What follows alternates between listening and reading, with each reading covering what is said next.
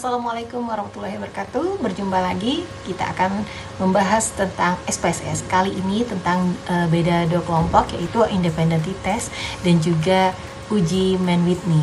Nah, apa saja perbedaan keduanya? Mari kita bahas satu persatu terlebih dahulu sebelum kita mulai. Kriteria Mann-Whitney digunakan untuk data yang tidak berdistribusi normal atau non-parametrik, menggunakan nilai median dengan kriteria keputusan signifikan kurang dari 0,05, artinya terdapat perbedaan yang signifikan.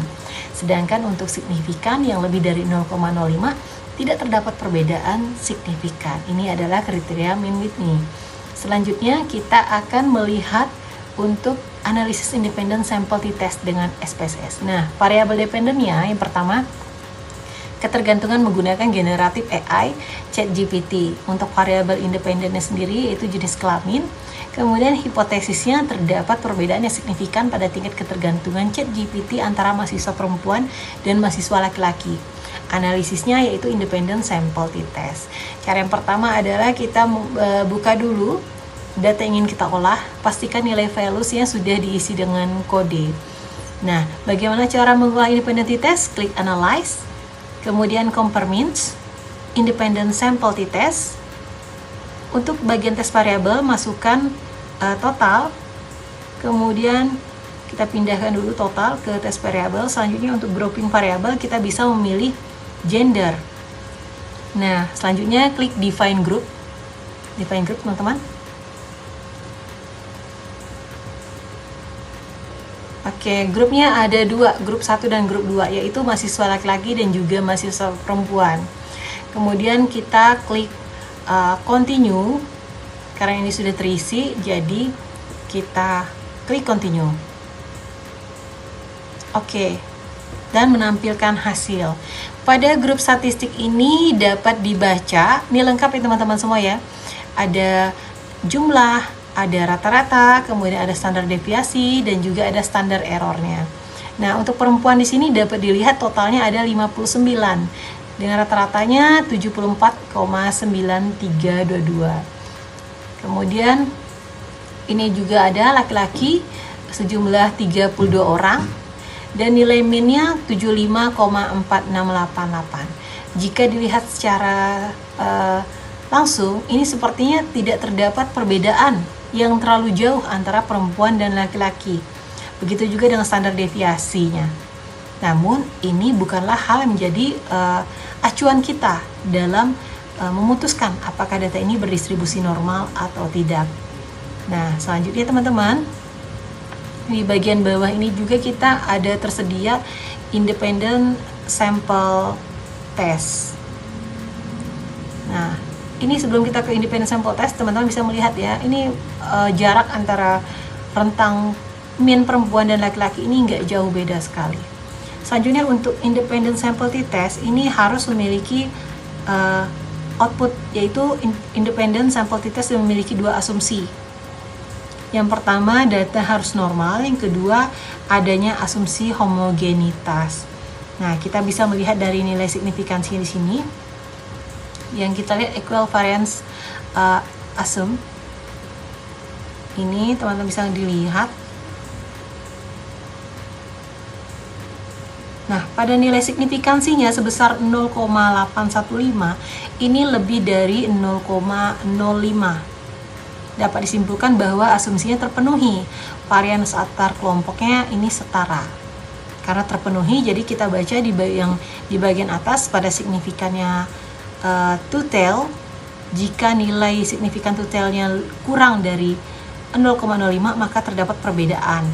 Tapi jika signifikan two-tail ini lebih dari 0,05, maka tidak terdapat perbedaan rata-rata yang signifikan atau rata-ratanya dianggap sama. Di sini untuk signifikan two-tailnya ada 0,758. Nah, ini terlihat jelas ya teman-teman semua ya, artinya lebih dari 0,05. Berarti tidak terdapat perbedaan yang signifikan antara data perempuan dan laki-laki dalam penggunaan ChatGPT. Nah, kesimpulan dari yang kita peroleh yaitu independent sample t-test dengan nilai signifikannya two-tail ini sama dengan 0,758 lebih dari 0,05.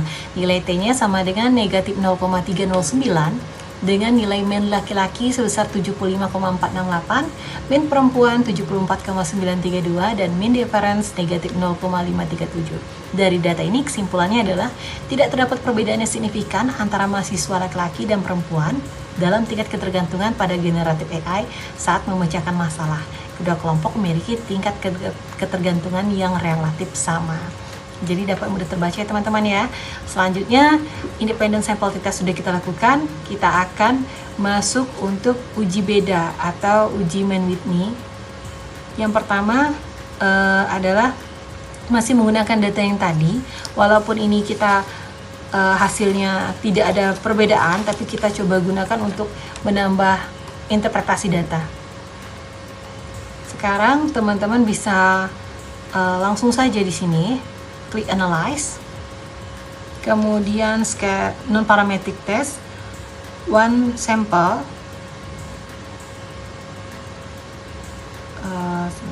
legacy dialog map, kemudian pilih two independent sample test. Totalnya masukkan ke test variable test, kemudian untuk grouping kita pilih gender, klik define group.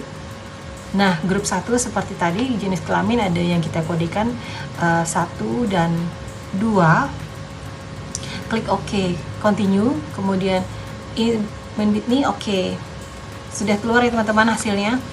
Nah, di pojok ini sudah terbaca ini Mann-Whitney U dengan total sebesar 913,500.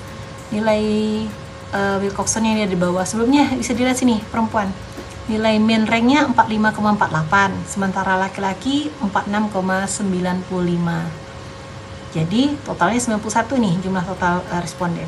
Mann-Whitney-nya tadi 913,500, kemudian Wilcoxon-nya 2683,500, nilai Z negatif 0,254 dan asymptotic atau totalnya 0,800. Ini langsung terbaca semua teman-teman. Nah, dari data ini kira-kira apa yang bisa kita peroleh? Ini adalah kesimpulannya. Nilai sig totalnya 0,758 lebih dari 0,05. Nilai T negatif 0,309. Dari data ini kesimpulannya tidak terdapat perbedaan yang signifikan antara mahasiswa laki-laki dan perempuan dalam tingkat ketergantungan pada generatif AI saat memecahkan masalah. Kedua kelompok memiliki tingkat ketergantungan yang relatif sama. Kesimpulan akhir, hasil independent sample t-test menunjukkan signifikan 0,758 lebih dari 0,05. Hasil Mann-Whitney juga menunjukkan 0,800 lebih dari 0,05. Tidak terdapat perbedaan yang signifikan antara mahasiswa laki-laki dan perempuan. Tingkat ketergantungan pada AI generatif saat memecahkan masalah relatif sama pada kedua kelompok. Dan kesimpulan akhirnya adalah hasil analisis parametrik dan non-parametrik menunjukkan bahwa mahasiswa laki-laki dan perempuan memiliki tingkat ketergantungan pada AI generatif dalam memecahkan masalah yang relatif sama. Baik, demikianlah penjelasan saya kali ini. Semoga teman-teman dapat memanfaatkannya dengan baik sebagai sumber belajar. Terima kasih. Assalamualaikum warahmatullahi wabarakatuh.